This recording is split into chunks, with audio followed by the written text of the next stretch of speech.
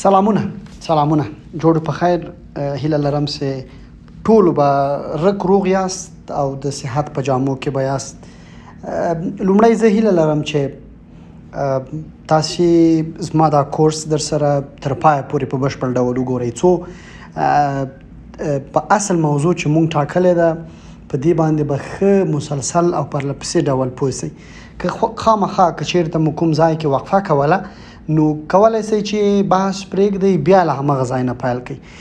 راځو ستاسې د کار لپاره چې لیواله یاست، غواړئ په افغانستان کې په ژورنالیزم برخه کې کار وکړئ، نو تر ټولو یو ښه مهم فرصت دا دی چې اوس د دغه برخه کې هغه کمبودتیا احساسیږي. ولې ځینې مسایل مهم دي چې په مسلکي توګه باید هغې ته اشاره وسي، څو تاسې هم باید په هغې پوه شئ چې څنګه کولی شئ په دې برخه کې کار وکړئ، ښه کار وکړئ، بغیر له کومو ننګونو او ستونزو پرته د افغانستان په اوسنیو سختو شرایطو کې په خبریالۍ کې کار وکړئ. له دې لارې نه څو ګټې کولی شئ. یو دا چې تاسې کولی شئ چې له خپلواکو رسنیو سره که هغه په افغانستان کې دي او که په بهر کې دي کار وکړئ، په همدغه اساس باندې چې دغه کوم پریزنټیشن زه غواړم تاسو ته ارائه کړم. بله دا ده چې تاسې کولی شئ خپله سوشل میډیا نه کار وکړئ، هغه پروموټ کړئ او د همدې له لارې نه پیسې لاسته راوړئ. بحث دا دی چې راځو خپلې اصلي مسلې ته، ژورنالیزم څه دی او په افغانستان کې اوس څنګه په دې برخه کې کار کولی شي. زموږ اساسي موضوع هم دا ده او غواړو په همدې به خبره وکړو. ما کوشش کړی چې ډېر عام خبرې وکړم، اساسي خبرې وکم او کومم برخه کې چې زه کوشش کوم چې نیمګړتیا پاتې نسی، خو خامخا بیا هم که کوم ځای کې تاسې ته کومه خاصه پوښتنه وه ما سره کولی شئ چې د کمنټ له لارې را سره شریکه کړئ. راځو بحث ته. موضوع ژورنالیزم څه دی؟ تاسې پوهیږئ چې مختلف علوم دي لکه سیاست، اقتصاد، ارواپوهنه او نور مسایل چې د ټولنیزو علومو په درشل کې تر څېړنو، مطالعې او لوستنې لاندې نیول کېږي او بالاخره په کار کېږي او تحقیق پې کېږي. ژورنالیزم هم یو له ټولنیزو علومو څخه ده. پخوا وخت کې لومړی علوم ډیر په کټګوریو نه وویشل سوي، اما دې برخې ته د وروستو ورپام سو. هغه ویل چې علوم باید تخصصي سي او دا باید ډلبندي سي چې ټولنیز علوم څه دي، تخنیکي علوم څه دي، ریاضي څه ده، فلسفه څه ده، دین مذاهب څه دي. دغه مسایل باید ځانګړي سي او په دې باید په سپیسیفیک توګه باندې کار پې وشي. او تر ټولو ښه دا ده چې ژورنالیزم هم که ووایو د ادبیاتو په غېږه کې رالوی سوی یو علم، یو هنر دی چې خصوصا په افغانستان کې وده کړې ده او مخته راغلی، اوس په دې برخه کې کار کیږي. د دې مخینې ته نه ورځو چې کله پیل شو، څنګه پیل شو، خو ځکه زموږ ستاسو کار له ډېرې تیوري سره نه ده. ما کوشش کړی په دې پریزنټیشن کې ډېر په پریکټیکل توګه چې زه اوس فعلا په دې برخه کې کار کوم، هغه څه چې زما تجربه ده او څه مې چې یاد کړي دي هغه تاسو ته کېږدم او کوشش کوم چې په کومو برخو کې خصوصا د کار پر مهال ورسره مخامخ کېږي هغې ته ستاسې توجه راواړو چې څنګه کولی شو په سمه توګه یې ترسره کړو تر څو هم خپل ځان ساتلی وي او هم خپل کار کړی. نو ځکه زموږ لومړی او دا مهم کورس ژورنالیزم څه دی او په افغانستان کې اوس څنګه په دې برخه کار کیدی شي. یعنی دوه برخې دي. زما نننی کورس په دوه برخو راڅرخیږي. لومړی د ژورنالیزم په اساساتو باندې دی، وروسته به بیا په دې خبره وکړو چې په افغانستان کې څه محدودیتونه دي، څنګه کولی شو چې اوس د حاکم رژیم له حاکمې ډلې سره ژورنالستان تعامل وکړي څو له ننګونو لاندې رانسي، څو ټارګیټ نسي او کار په ښه توګه وکولی سي. ژورنالیزم څه دی؟ پوښتنه دا ده خامخا ستاسو په ذهن کې به ایجاد کېږي چې دا څنګه علم دی، هنر دی، څه دی او څه ته وایي. په دې اصلا موږ باید خبره وکړو. تاسو پوهیږئ چې ژورنالیزم لومړی ژورنال د فرانسوي کلمې اخیستل شوی چې د ورځنیو یاداښتونو لیکلو په معنا سره ده. یعنی په دې معنا چې ژورنالیزم هغه علم او هنر دی چې د ورځې په توګه باندې تاسې ځینې مسایل ثبتوئ در سره. دا خپله د ژورنال تاسې به په ټلیفون کې خامخا میمو لرئ یاداشت به لرئ. زه خو همداسې کوم ورځې چې هر څومره مسایل ماته مهمي هغه زه نوټ کوم او ځان سره اخلم. همدا اصلا ژورنال دی، همدا اصلا ژورنالیزم له همدغه حالته شروع کیږي. ما په لومړیو کې اشاره وکړه چې ژورنالیزم علم دی که هنر دی. پوهان په دې برخه کې متفاوت نظرونه لري. مونږ ویلی سو چې ژورنالیزم هم علم دی او هم هنر دی. د ژورنالیزم علمي برخه هغه ده چې موږ تاسو اوس په خبرې کوو، تیوریکل خبره پې کوو، بحث کوو. ژورنالیزم څه دی، څه زیلونه یا ژانرونه لري، څه ډول کار پکې کیږي، رسنۍ ولې ورسره دي، رسنیو نه څنګه استفاده کیږي، د فارمټونه څنګه جوړیږي، څنګه موږ کولی سو مخاطبین جذب کړو. کله هم چې په دې برخه کې تاسو خبره کوئ، تاسو به تحقیق کوئ، ځان به پوهوئ، او دغه د پوهونې برخه د ژورنالیزم علمي برخه ده چې په پوهنتونونو کې لوستل کیږي، ځانګړي پروفیشنل کورسونه جوړیږي، څېړنې کیږي، په هغې په اصطلاح بیا بحث کیږي، ورکشاپونه جوړیږي، او بالاخره دغه د ژورنالیزم هغه تیوري برخه ده. د ژورنالیزم هنري برخه تر ټولو مهمه دا یو داسې علم دی چې ډیر له هنر سره هم تړلی ده، ځکه بغیر له هنره دا علم صحیح نه دی، یعنی صحیح کار پکې نسو کولی. یو خو هغه تیوري برخه ده چې موږ غواړو په تیوریکه لحاظ ژورنالیزم برخه کې پوهه ترلاسه کړو او پوه سو. خو د هنر برخه ځکه مهمه ده چې څه مو چې یاد کړي زده کړي هغه غواړو په عمل کې پیاده کړو، او په عمل کې چې څنګه پیاده کیږي دا هنري برخه یې راڅرخي، او په دې باید موږ پوه شو چې څنګه عملي کار کولی شو. یعنی د ژورنالیزم برخه کې عملي کار د دغه علم هغه هنري برخه ته ورګرځي. په ټوله کې که موږ ووایو چې ژورنالیزم په ورځنۍ کچه اطلاعات راټولول او ترتیب وروسته د ټولیزو وسایلو له لارې تر خلکو رسول، دا یو عمومي او مروج تعریف مونږ ورته ویلی سو. یعنی مونږ کولی سو چې دا علم داسې تعریف کړو چې په ورځنۍ کچه باندې هر څه چې مهم دي، اطلاعات دي، په دې مهموالي باندې بیا مرحله کې کېدای شي بحث وکړو چې ولې مسایل مهم ګرځي، ولې باید مسایل مونږ راواخلو. دا ستاسې پر هغه پوهې او استدلال باندې هم دلالت کوي چې په دې برخه کې بیا مونږ وروسته هم کېدای شي خبره وکړو چې ولې مسایل مهم ګرځي. خو د ژورنالیزم په عمومي تعریف کې مونږ دا درج کولی سو چې په ورځنۍ کچه مهم اطلاعات راټولول یو د مهمو اطلاعاتو خبره ده، بیا د راټولولو خبره ده، له دې وروسته د ترتیب او تنظیم خبره ده، او بالاخره د ټولیزو رسنیو له لارې د خلکو په واک کې ورکول، خلک په خبرول، دا د ژورنالیزم علم دی. او په دې دغه مسایل چې څو ما یاد کړل، د مهموالي مسله، د راټولولو مسله، د ترتیب او ترتیب، او بالاخره رسنیو له لارې خبرول، دا د ژورنالیزم علم محتوا کوي او د ژورنالیزم په معنا باندې دی. دا علم د ولس او حکومت ترمنځ د پله حیثیت لري. تاسو به ډیر کله اوریدلی چې رسنۍ یا خبریالان وایي چې دوی د حکومت او د ولسونو ترمنځ د پله حیثیت لري. نو مونږ هم ویلی سو چې ژورنالیزم هغه څوک چې په دې علم کې کار کوي دا یو ډیر مهم رسالت ترسره کوي، ځکه د ولس غوښتنې، اندېښنې، فشار، هر څه چې دوی لري هغه د حکومت د زورواکو د مسؤلو خلکو په وړاندې دي، او د مسؤلو غږ ولس ته رسوي. نو بالاخره مونږ ویلی سو چې د ولس او د حکومت ترمنځ د پله حیثیت لري. دا پله حیثیت باید په یو موازنه ولاړي چې یو اصل د ژورنالیزم دی. دا موازنه مونږ غواړو په دې په وروستیو کې بیا خبره وکړو چې یو له لسګونو نړیوالو نورمونو څخه دا موازنه بلل کیږي، توازن، بیا به وروسته پرې خبرې وکړو. دا علم د روڼتیا او ثبات رامنځته کولو لپاره مهم دی. تاسو باید په دې پوه شئ چې ژورنالیزم د شفافیت، د اکاونټیبلیټي، د روڼتیا لپاره دی. یعنی څه چې په دغه علم کې ترسره کیږي، څه چې د دغه علم په درشل کې رامخته کیږي، هغه به د روڼتیا لپاره وي، هغه به د ذهنیت سازۍ لپاره وي، هغه به د فکرونو د پرمختیا لپاره وي، هغه به د فاصلو د راکمېدو لپاره وي، او بالاخره به د یوې ثابتې، یوې ثبات لرونکې ټولنې لپاره وي چې سوله اوسي، هلته امنیت اوسي، د تاوتریخوالو مخنیوی شوی وي، جګړه نه وي. نو په ټوله کې دا ژورنالیزم یعنی بنسټ یې دا دی چې د ثبات لپاره کار کوي. خامخا تاسو کېدای شي سوال وکړئ چې په دې برخه کې ځینې رسنۍ یا اوس ژورنالیزم په اصطلاح طرف واقع کیږي یا جګړو ته لمنه وهي. هغه بحث بیل دی. اوس پریکټیکل هغه هنري برخه زه تاسو ته وایم چې مونږ په کار د کله په دغه علم کې کار کوو، لومړی تیوریکل لحاظ نه ځان ورسوو، وروسته په عمل کې مونږ بیا خپل تصمیم نیولای سو چې اوس څه ډول څنګه کار کولای سو. نو زه ځکه وایم چې دا علم په اصل کې چې دی هغه د روڼتیا لپاره کار کوي او د ثبات رامنځته کولو لپاره کار کوي. راځو مخکې سلایډ ته.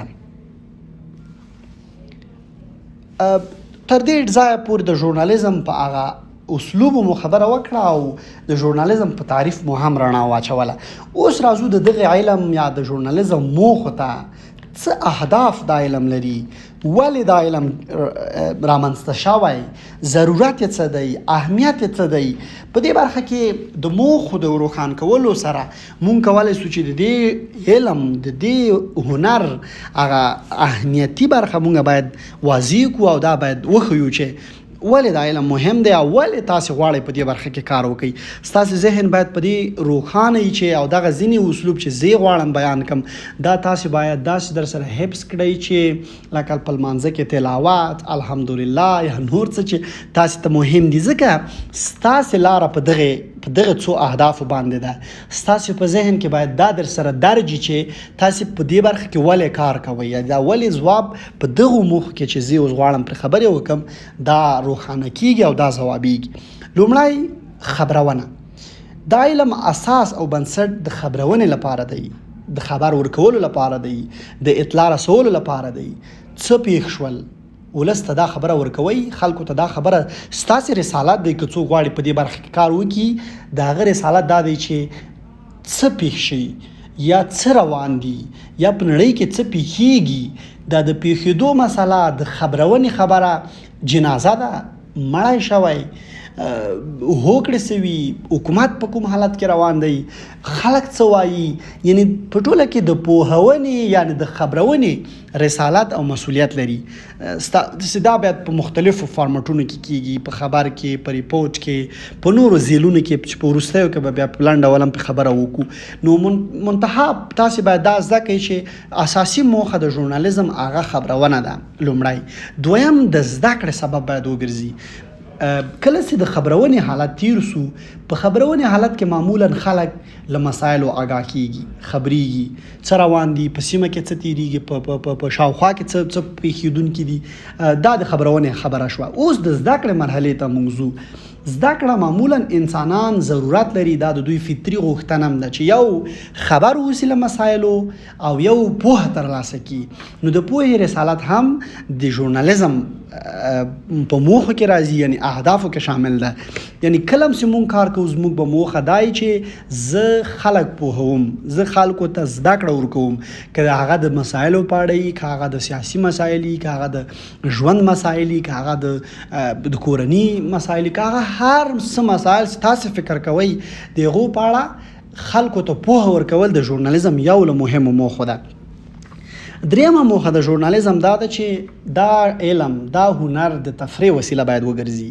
یعنی په دې معنی چې ژورنالیزم انټرټینمنټ ایجادوي، خلک خسته کیږي، خصوصا په اوس وخت کې چې د ټکنالوژي ډیر اوج مرحله ده، رسنۍ هم ډیرې دي، مصروفیات هم ډیر دي، خلک مصروف دي. د ژورنالیزم د علم له خبرونې وروسته، له پوهونې یا د زده کړې له وروسته د انټرټینمنټ ایجادول دي. تاسې به ګورئ چې په ټلویزیونونو کې، په رسنیو کې، لکه په سوشل میډیا کې ځینې وخت انټرټینمنټ راځي، د خلکو د خوښ ساتلو لپاره برنامې جوړیږي، پروګرامونه جوړیږي، ډرامې راځي، طنزونه راځي.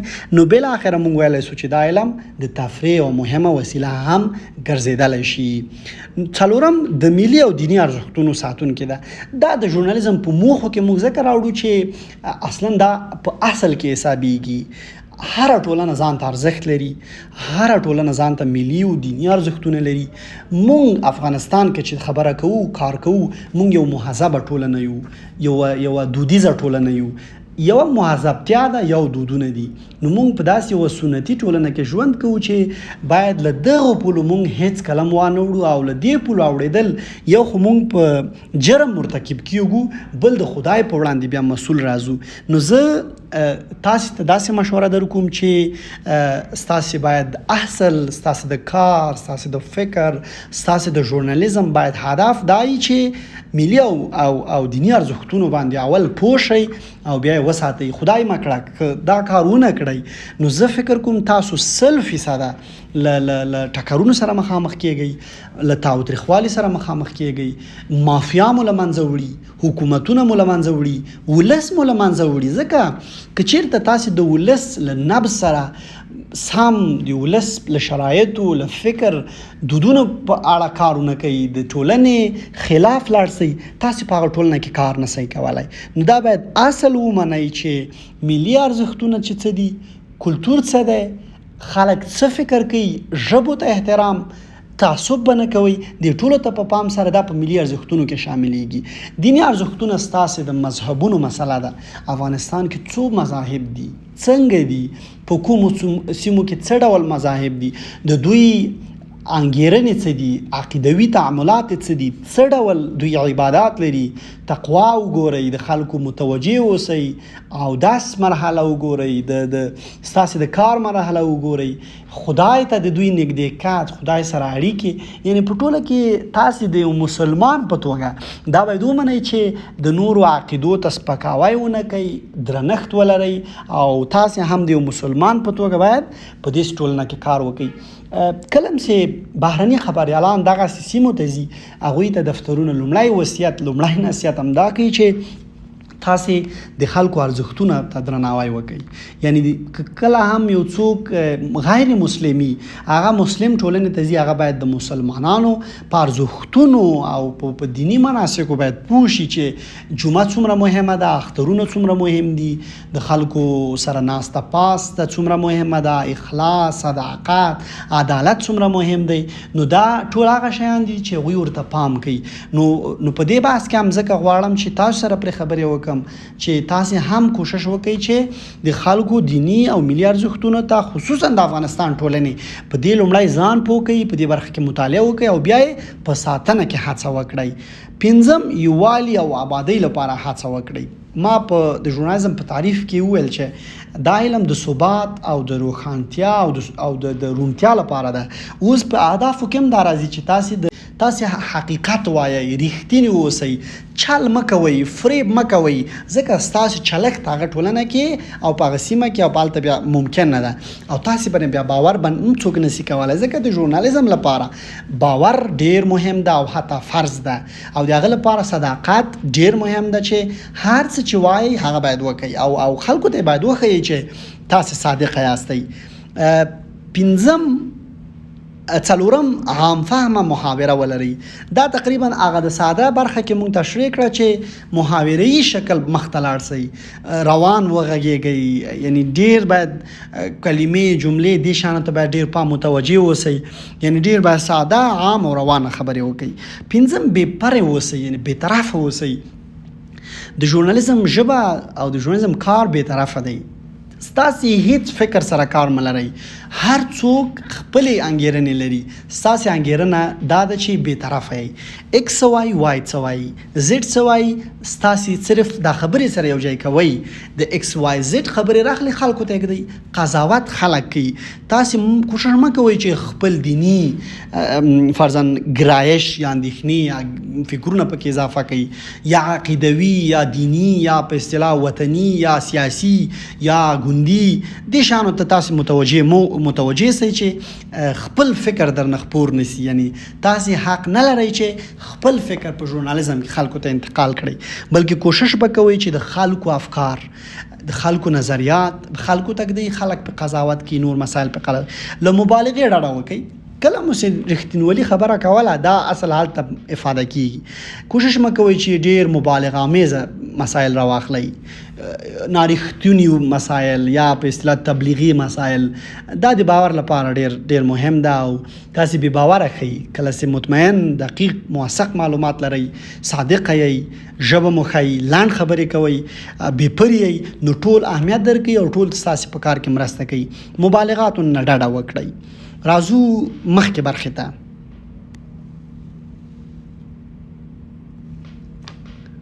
په دې بحث کې مونږ د ژورنالیزم په ژبه خبرې وشوې.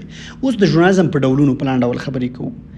ژورنالیزم متفاوت ډولونه لري، متفاوت بحثونه پرې شوي، پوهان بېلابېلې خبرې او څرګندونې لري. زه دلته ځینې شیان ستاسې د کار لپاره ما راخیستي چې غواړم تاسې کار ته چمتو شئ او کار وکړئ. لومړی څېړنیز ژورنالیزم دی، یعنی تحقیقي انویسټیګیټیو ژورنالیزم چې ورته وایي. دا هغه ژورنالیزم دی چې پټ مسایل افشا کوي، حکومتونو کې څه تیریږي، هغه مسایل راخلي چې چارواکي، مسؤلین، خلک دا د خلکو له سترګو پټوي. دا ژورنالیستان کوشش کوي چې پټ مسایل راواخلي، خو د پورتنیو اسلوبو په رڼا کې چې ما یادونه وکړه. داسې اوس په افغانستان کې ستا نسته، تاسې پوهیږئ چې اوس یو څنګه وضعیت ده. نو زه فکر کوم چې په افغانستان کې اوس تحقیقي ژورنالیزم صفر دی. هیڅوک جرأت نشي کولی چې په پټو مسایلو باندې کار وکړي، که څوک هم یې کوي هغه به په بار کړي. او نو ځکه هم زه وایم چې تاسې باید په دې پوه شئ چې په افغانستان کې ژوند کوئ، تاسې باید دا وضع مطالعه کوئ، پوه شئ چې آیا په دې ژورنالیزم کې کار کولی شئ، قانون څومره حاکم دی، څومره جوړ دی، اکسس محاکمو ته څومره سته. نو په دې شیانو باندې پام کوئ، متوجه اوسئ. بل ډول یې ژیړ ژورنالیزم دی، لکه د مبالغې میزه خبرې. ژیړ ژورنالیزم دی چا ستاینې، تبلیغات. تاسې متفاوت اوسئ په دې شیانو کې. کوشش مه کوئ چې تور ته سپین ووایئ، سپین تور وبلئ. کوشش وکړئ څه چې دي دا وښیئ، دا انځور کوي، دا ښکاره کوي. که په فلم کې کوئ، که په ریپورټ کې کوئ، که د ژورنالیزم په هر فارمټ کې کوئ، او که په خپل سوشل میډیا کې کوئ، تاسې رښتینی اوسئ، حقیقت وایئ او په مدارکو شواهدو یې وایئ. ژیړ ژورنالیزم مه کوئ، ځکه دا لنډ وي او دا تبلیغ ده او دا هغه ځای ته تاسې نسئ رسېدلی. تاسې هم یو مسلکي کس په توګه نسئ راڅرګندېدلی او ستاسې رسنۍ باور ته ډېر ضرر هم بیا رسوي. طنز ما د ژورنالیزم په موخو کې ویلې چې انټرټینمنټ یا تفریح یو اصل د ژورنالیزم دی. اوس مونږ یو ژانر هم دلته راوړو چې متفاوت ژانرونه دي، خو هغه طنز زه په عامیانه لحاظ وایم چې ریشخند، طنز، دا هغه مسله ده. نو په دې برخه کې دا څنګه لیکل کیږي، څنګه جوړیږي، دا یو بیل اختصاصي باز دی. خو یو ډول مونږ کولی شو چې تبصره پې ولرو چې دا هم په د ژورنالیزم په ډولونو کې راځي. اعلانات او تبلیغات. په ژورنالیزم خبره وکړه، هیڅ وخت دا هڅه مه کوئ. طنزم واضح کړه چې طنز ډراماتیک، ریشخند، انټرټینمنټ، تفریح سبب باید وګرځي. اعلانات دا معنا چې د خلکو د سوداګرۍ، تجارت، بزنس لپاره تاسې مرسته کوئ. تاسې باور، اعتبار، تاسې ډېر کتونکي لرئ، فالوورز لرئ په سوشل میډیا کې. هغوی درته وایي چې زما دغه د تولیداتو، محصولاتو لپاره تاسې اعلانات جوړ کړئ، دا خپور کړئ، څو له دې لارې خلک ډېر خبر شي او ما ته ګټه راسي. په دې برخه کې تاسو صلاحیت لرئ چې هغوی سره څنګه معامله کوئ، څنګه ډیل کوئ، بي ټو بي بزنس کوئ، څه ډول بزنس کوئ، څومره پیسو مقابل کې اعلان ورته خپروئ، څه ډول ویډیو، آډیو، غږ، متن، انفوګرافیکس. دا په دې برخه کې تاسو کار کولی شئ او دا تاسو بشپړ صلاحیت لرئ چې د اعلان په بدل کې پیسې واخلئ، کار وکړئ، فکرونه خپاره کړئ، که هغه هر څه وي، محصولات، افکار، تبلیغات، هر څه چې په دغه برخه کې تر څېړنې لاندې. دا هم د ژورنالیزم برخه ده. تحلیلي ژورنالیزم مونږ متفاوت ژانرونه په دې کې لرو. یو شی چې فرضاً تبصره ده، تحلیل ده، کالم ده، فیچر ده، ډېر متفاوت ژانرونه په دې برخه کې شته. خو زه تاسې که غوښتل په تحلیل کې کار وکړئ، هغه هم باید د ژورنالیزم د ټولو اسلوبو په رڼا کې. تحلیل دا معنا چې وضاحتونه ورکوئ، شنه مسایل راخلئ، پټ ښکاره مسایل، د ورځې مسایل تاوده خلکو ته واضح کوئ، ښکاره کوئ د مدارکو د حقیقتونو په درشل کې. په دې برخه کې یو صلاحیت په تحلیل ژانرونو کې ژورنالیستانو ته ورکړل شوی چې هغه د کالم یا د ستون په ژانر کې یا په ذیل کې. هلته تاسو کولی شئ چې ستاسې خپل ګرایش، نظریه وجود ولري. ما مخکې ویل چې په ژورنالیزم کې د ژورنالیستانو افرادو هیڅ نظریه نشته، خو یوه لاره چې موږ ته خلاصه ده په ژورنالیزم کې هغه کالم دی. یعنی دا معنا چې په یوه سپیسیفیک، یوه ځانګړې برخه کې چې ستاسې تجربه ده، تاسو ډیر وخت خبريالي پکې کړي لکه موږ اوس مشان خبريالان ګورو دوی له رسنیو سره ولاګونه لیکي بلاګ لیکي او کالمونه لیکي یعنی دا هر څوک نسی لیکلای دا د نظر صاحب نظر کار دی دا د هغه چا کار دی چې کافی تجربه ولري فکرونه ورته معلومي دودونو باندې خبري ارزښتونو باندې پويږي د ټولنې په نبض باندې خبري او بی‌طرفه وي شهرت خاوندي خلک باور پکې مختلف منابع ور سره شریکي او کولای شي چې کالمونه ولیکي ل 300 تر 400 کلمو پورې یا په اصطلاح ویډیو باندې جوړ کی یا آډیو کی هغه مختلف فارمټونو استفاده کولای شي دا ځکه د اهمیت وړ دي چې خلک منتظر دي یا غواړي چې د باوري خلکو د هغو خلکو سره موثق معلومات لري د غوي تحلیل ته واکې دي او خبر ځکه باور پکېږي چې دوی د ټول د مسایلو په منځ کې دي او دوی له هر مسایل نه مخکې خبرېږي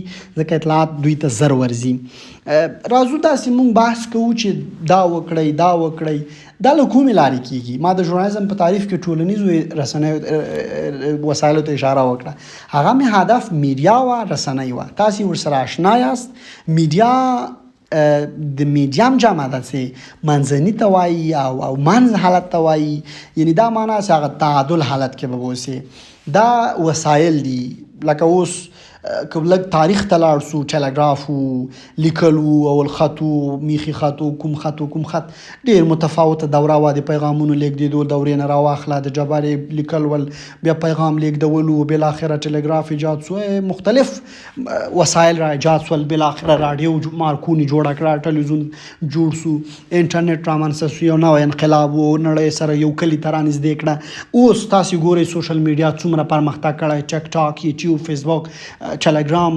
واتس اپ ځینې پیغامونه لري هر فکر کوي اوس یو داسې حالت دی چې وسایل ډیر زیات دي نو په داسې وسایلو کې په داسې حالت کې د خلکو را ایثارول د خلکو مخاطبانو را جذبول دا هنر غواړي او هنر برخه کې ما خبره وکړه چې څنګه راځي ما وویل چې ژورنالیزم برخه کې کوم شیان په نظر کې ونیسي تاسو ډیر موثره کار وکړي او ډیر ښه کار وکړي رسنۍ د ټولنې او حکومت ترمنځ منځګړیتوب کوي یعنی دا غ د بیرته د ژورنالیزم اصل ته ورګرځي او د اړیکې وسیله د نور هیڅ هم نه دي کوم څه چې کیږي هغه د ژورنالیزم پر مټ کیږي رسنۍ قلم دی فرضاً مونږ وایو په قلم خم لیکل کیږي بعد هم لیکل کیږي ښه ولیکل سي نور به دې وستی که بد ولیکل سي خلک به دې تحقیر کوي او به دې چې او بې باوره به سي همداسې رسنۍ هم دي چې هر وسیله چې ستاسې په لاس کې ده که یوټیوب ده که ټیک ټاک هر څه چې لرئ دا ستاسې د باور څرګندوینه کوي ښه لیکي بد لیکي ستاسې شخصیت ستاسې پوهې پورې تړلی ده رسنۍ هغه ټولنیزه وسیله ده چې له خلکو سره اړیکو لپاره کارول کیږي یو معمولی تعریف دی لکه مونږ ویلو سو چې مختلف مواد ترتیب تنظیم په ورځنۍ کچه د ټولنیزو رسنیو لاره خپرېږي هغه وضاحت هم ورکړه د یوه ځانګړي هدف لپاره د ځانګړو معلوماتو وړاندې کول په داسې طریقه چې هدف ته رسیدلی وي او دا تمه ورڅخه وشي چې مؤثر وي او برعکس څه وړاندې نشي یعنی دا مهم مسله ده چې څه له دې لارې خپرېږي او فیډبک چې ورته وایو غبرګون دې ته باید موږ متوجه وو چې زموږ څه خپاره سوي باید دا تمه ترې ولرو د یو مسلکي چا په توګه چې کار مو کړی پوهېږو په بنسټونو چې موږ مؤثر کار کړی موږ برعکس کار د مؤثریت نه دی کړی د ټولنې ثبات لپاره کار سوی د خیر او ښېرازۍ لپاره کار سوی نو دا هغه رسنیو د ستاسو ته یو کلن یو ایمیج درکو یو انځور درکو چې رسنیانې څه راځو نیکسټ بلې مرحلې ته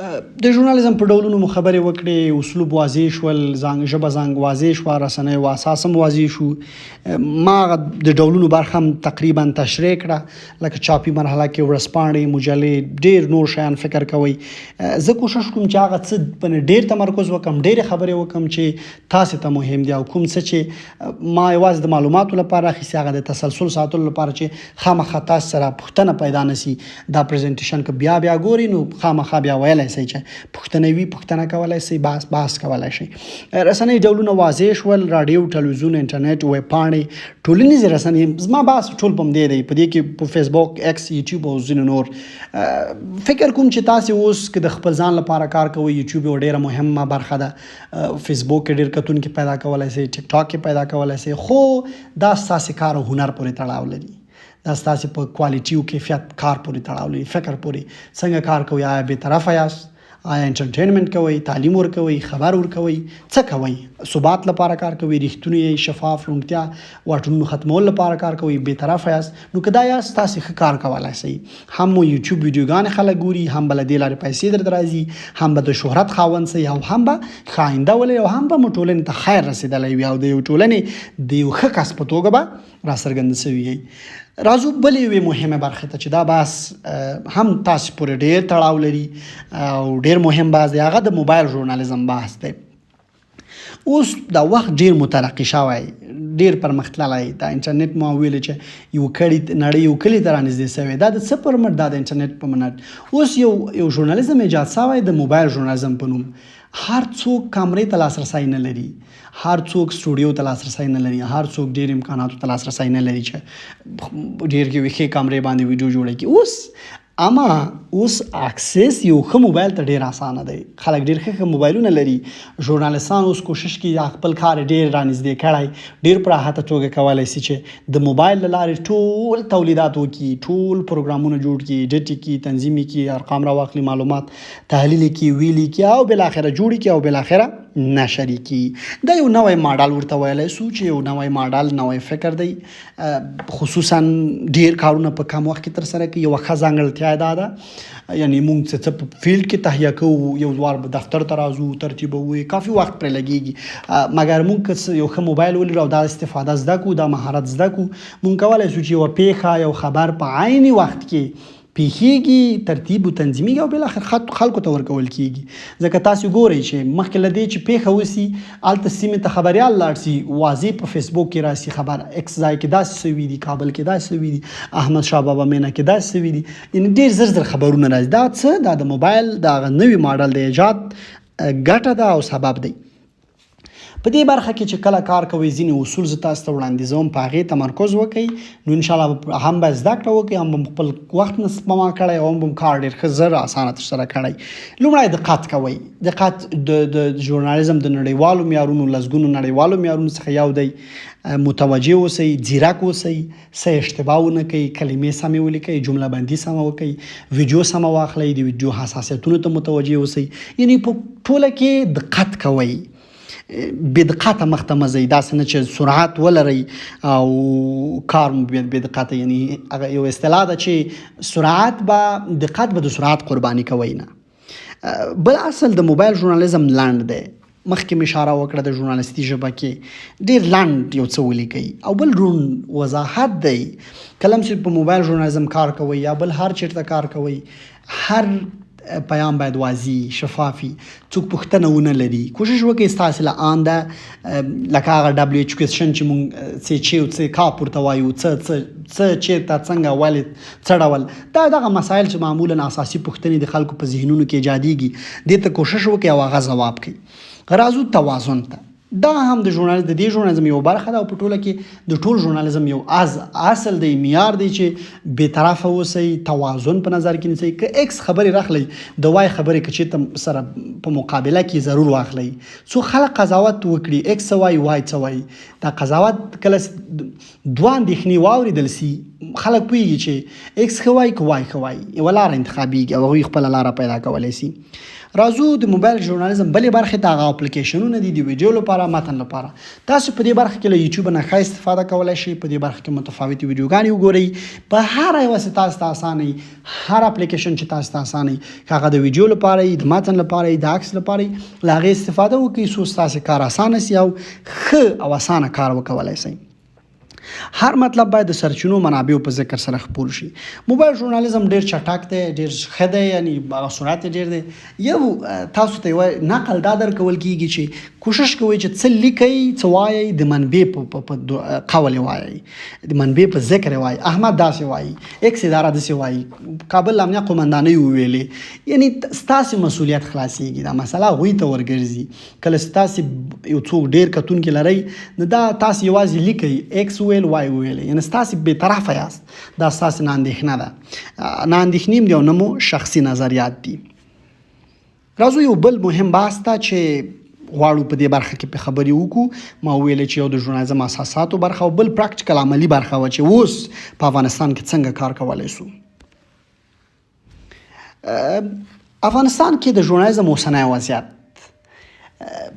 د تیر 2 کلونو راهیسې افغانستان کې طالبان بیا واک ته رسیدلی او د دوی په واک ته رسیدلو سره تاسو وکتل چې بیان ازادي برخه کې مشکلات او رسنۍ کار او ژورنالیزم برخه کې مشکلات او لمړی یو کې ژورنالیستان ونیول سول وهل سول ټکول سول د هغه حالت په نسبت چې 2 کال وړاندې وو ډېر یو بدلون وکړ ډېر یو بدلونونه رامنځته شول. نو زه غواړم په دې برخه کې تاسو اوس په شرایطو کې په ژورنالیزم کې کار کوي نو ځینو مسایلو ته اشاره کوم چې چیرته هم په دغه برخه ته لږ متوجه شئ نو ډېر په اسانه توګه به وکولای شئ کار وکړئ حساسیتونه به هم درک کړئ او تاسو سره به هیڅوک کار هم نه لري او کار به مو ښه توګه ترسره کړی او د دې لارې به مو ښه عاید ترلاسه کړی او معاش به مو ترلاسه کړی. لومړی ژورنالیزم د اوسنیو چارواکو یا اسلامي امارت له نظره دا یعنی تاسو دا فکر نور مه کوئ چې د دوی په شتون کې به ژورنالیزم هغه حالت کې لکه په جمهوریت کې چې وو. اوس سنسرشیپ یا سانسور ډیر راغلی ده. دوی وایي مونږ حاکم موږ رسنیو ته په هغه کچه اجازه نه ورکوو چې په جمهوریت کې وو. دوی خپل اندېښنې لري او د حکومتونو رسنیو لپاره دا اصل دی چې کومې رسنۍ چې د حکومتونو تر هر ځای له دغه اصول ته باید درناوی وکړي. یعنی تاسو نه شئ کولی د حکومتونو په وړاندې مبارزه وکړئ. تاسو نیول کېږئ بندي کېږئ او بالاخره ستاسو مبارزې نه لاس په سر کېږي او هغه کار هم نه شئ کولی. ستاسو کار او ستاسو ژوند لا هر څه مهم دی. یعنی کله هم کوشش ونه کړئ چې ستاسو د اوسني واکمنو چارواکو په وړاندې ودرېږئ یا ووایئ یا د بل هر حکومت په وړاندې، ځکه حکومتونه قدرت حسابي قدرت ګڼل کېږي. تاسو مجبور یاست چې هغوی سره په تفاهم مخ ته لاړ شئ. پالیسیز باید ومنئ ځکه هغوی حکومت دي او مسؤلین دي. نو یعنی دا معنا چې اوسنی ژورنالیزم په اوس وخت په افغانستان کې دا بدل دی له تیر حالت سره. اوس نه غواړي چې ځینې مسایل فرضاً انتقاد ډیر وشي، د دوی پر یو نه یو ډول ضد خبره وشي. هغه ځینو مسایلو ته زه اشاره کوم چې حساسیتونه دي او تاسې هم په هغو برخو باندې ماکس کوئ، کوشش وکړئ چې هغو ته پام وکړئ. نو زه فکر کوم هیڅ وخت به بیا له ستونزو سره مخ نه شئ. اوس وخت کې د ژورنالیستي کار ډیر مهم دی. جواز طالبانو اطلاعات او فرهنګ وزارت جواز ورکوي. یو خو به د خپل ادارې چا سره کار کوي هغه جواز لري، یعنی هغه ستاسو وضاحت کوي چې تاسو ایکس رسنۍ سره یې وای رسنۍ سره دا فرض دی په تاسو باندې. خپل یوټیوب لري، آیا یوټیوب مو ثبت کړی، دوی یو طرز العمل جوړ کړی چې یوټیوب هم ثبتوي. نو دا لیګل طریقې، قانوني طریقې، حقوقي طریقې دا ټول تای کوي سو تاسو باندې شک ونیسي او په آزاد توګه کار وکولای شئ، سو فکر مو هم ټول وي. نو بل د دوی هم یو ډول کارت ورکوي. هر څوک چې خبريال افغانستان کې دوی یو کارت ورکوي او بیا هغه کارت باندې فرضاً د دوی امنیتي ځواکونو لخوا مسؤلینو خوا امضایي، د اطلاعات فرهنګ لخوا امضایي. هر ځای چې ځئ کولی شئ چې په ارامه هم عکس واخلئ، هم ویډیو وکړئ یا هم پروګرام تولید کړئ او هم بل هر ژورنالیستي کار وکړئ.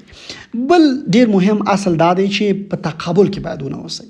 یعنی دا زده کړئ چې د اوسني حکومت په وړاندې هیڅ کله هڅه مه کوئ چې تقابل کې اوسئ، ځکه تاسو ته مستقیم رسک دی او دا ژورنالیزم هم نه دی. یعنی که موږ ووایو تقابلات د ژورنالیزم اصل نه ژورنالیزم کار دا دی ثبات لپاره هڅه ده، سوله ده، روڼتیا ده، یووالی دی، واټنونو ختمول دي. یعنی دې ته کوشش مه کوئ چې تقابل په ضد کې ودرېږئ، ځکه ډیر زر بیا متاثر اغېزمنېږي او بالاخره له منځه ځئ.